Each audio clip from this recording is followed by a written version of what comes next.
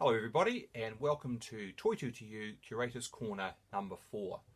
I'm Sean Brosnan, one of the curators at Toy to Otago Settlers Museum, and during this great coronavirus lockdown of 2020 I'm doing these little videos to provide some infotainment based on the museum collections and looking at some early photographs and drawings of Dunedin and sharing those stories with you. Now, during the last episode we looked at a drawing of the Dunedin shoreline from 1849, and this time we're going to reverse the view, looking at Dunedin still from 1849 but from a completely different vantage point, looking down on the town from above. Now if you're going to take an image like that today, a panorama of Dunedin, and share it with people overseas to show them what the town looked like, I'll bet anything you like you would choose a spot which focused on the Octagon as the centre of Dunedin, and quite rightly so, it is the centre of our town.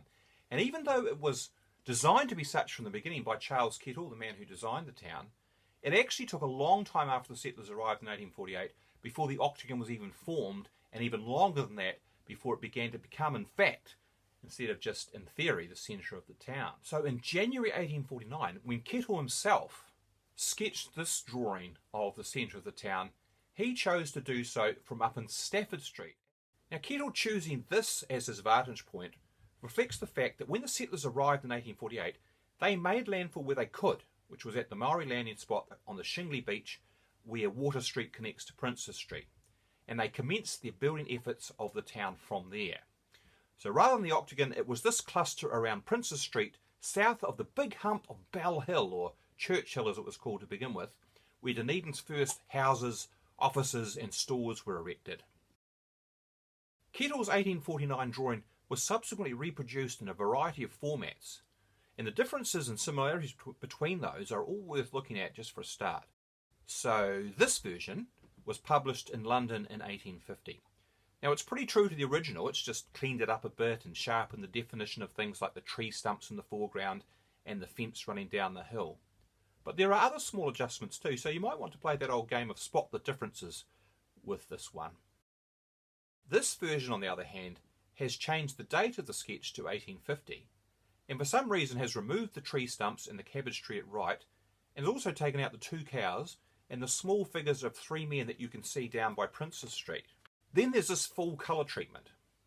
Now the artist has kept the tree stumps and the cabbage tree, but he's added a boy carrying something on his head at left, and a woman takes the place of one of the men, while the cows are still out of favour, I'm afraid. Dr. Hocken published a different version of the sketch in his 1898 History of the Otago Settlement, and he added this key to identify the buildings. We're going to look at that more closely in the next episode. But for now, I want to focus on this building at right. Because for all the importance of the manse or Johnny Jones's store or Captain Cargill's office and the like, this one is the most typical structure in the whole picture as far as early settled life is concerned. It's a wattle and daub cottage, the sort of primitive house that most of the pioneers had to begin their colonial lives in which they usually had to build themselves from whatever raw material they could find at hand. Now we've made a replica cottage like this at Toitu that most of our visitors will recognise as one of our key immersive display areas, which is to say you don't just have to look at it from the outside, you can actually go inside and immerse yourself in its 3D environment. Now according to a census that was undertaken by Dunedin officials at the end of the first year of settlement, so in March 1849, or just a couple of months after this sketch was made, there were by then 163 houses in total in the Dunedin settlement, and 79 of them were of the wattle and daub type. Another 61 of the rest were wooden, then there were some fern tree ones, and even a stone one or two.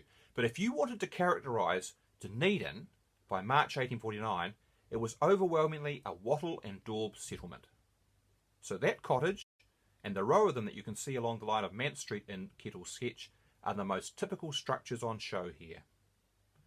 But there's an added point of significance for me personally to this cottage. Hocken's key identifies it as Dugald Niven's and notes that he subsequently went to Stewart Island. Now that detail isn't recorded on Kettle's original sketch, so I'm not sure how Hocken knew, but in any case, Dugald Niven is the great-great-great-great-grandfather of my 3 oldest children on their maternal side. Dugald Niven and his wife Christina were Philip Lang passengers from Cardross in Scotland. They came out to Otago with 3 children and Christina delivered another one on board the ship just before it arrived in Otago. But sadly, it wasn't Dougal who went to Stewart Island, it was his widow, Christina, and it was Ruapuki Island rather than Stewart Island that she went to, with her new husband, the whaler John Kelly. Poor old Dougal had been killed on the Taieri in December 1848, when a tree that he was cutting down fell and crushed him to death. So when you look at the cottage and kettle sketch from the following month, you're actually looking at a house in mourning.